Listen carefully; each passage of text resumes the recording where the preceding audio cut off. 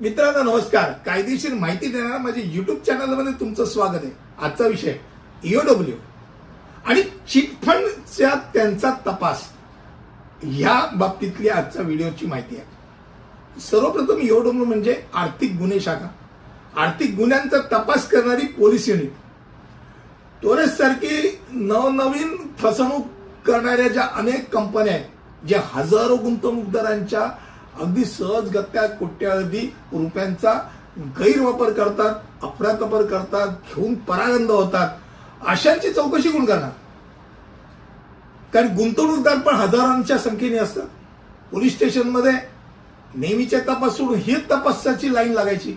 नेहमीचा तपास कसं करणार? आणि सगळ्या वेगवेगळ्या पोलीस स्टेशनमध्ये ज्या तक्रारी आहेत त्याचं एकत्रीकरण कसं होणार? अशा वेळेला तो ईओडब्ल्यू हा फॅक्टर फार महत्वाचा ठरतो. फसवणूक आणि निधीच्या गैरवापराच्या प्रकरणांची चौकशी करण्याकरता ईओडब्ल्यू जबाबदार असतो. साधारणपणे एखादी व्यक्ती थेट पोलीस स्टेशनमध्ये जाऊ शकते तक्रार नोंदवायला, किंवा ईओडब्ल्यू मध्ये जाऊ शकते तक्रार नोंदवायला. खास करून जर रक्कम 10 कोटींपेक्षा जास्त असेल तर ह्या सगळ्या त्या कंपनीने केल्या अफरातफरीच्या सगळ्या मॅटर्स या ईओडब्ल्यू कडे हस्तांतरित केल्या जातात. आता जेव्हा अनेक लोक एखाद्या व्यक्तीकडून किंवा कंपनीकडून फसवणुकीची तक्रार करतात आणि अशी तक्रार सलग यायला लागते, विविध पोलीस स्टेशनमध्ये यायला लागते, त्यावेळेला ईओडब्ल्यूला सक्रिय केलं जातं आणि संपूर्ण तपासणीनंतर सर्व संबंधित कागदपत्र त्यांच्याकडे हस्तांतरित केले जातात. सगळ्या वेगवेगळ्या पोलीस स्टेशनला आलेल्या कंप्लेंट्स याचा वर्ग त्यांच्याकडे केला जातो. आणि मग ईओडब्ल्यू काय करते, एक त्याकरता खास तपास अधिकारीची नेमणूक करतो.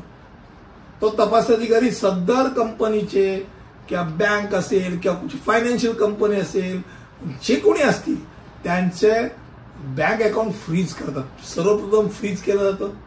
त्यानंतर त्या ठिकाणी संबंधित धाडी टाकून तिकडचे सगळे कॉम्प्युटर्स, खास करून सर्व्हर हा जप्त केला जातो. आणि मग पैसे लोकांचे घेतले ते नक्की गेले कुठे याचा तपास सुरू होतो. खरं बघायला गेलं तर जसं छपरातनं जेव्हा पाण्याची गळती होते तर पाणी गळते नक्की कुठून ते कळत नाही.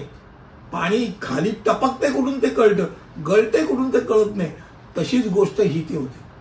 बऱ्याच वेळा अशी माणसं नक्की कुठे ते पैसे वळवतात हे शोध घेणं फार त्रासाचं असतं आणि त्याकरता अनेकांना त्रास होतो. पण नाईलाज आहे, कारण कोट्यावधींचा अफरातफर झाली आहे आणि त्यामुळे आर्थिक फसवणुकीकरता जास्तीत जास्त 7 वर्षांची शिक्षा आहे.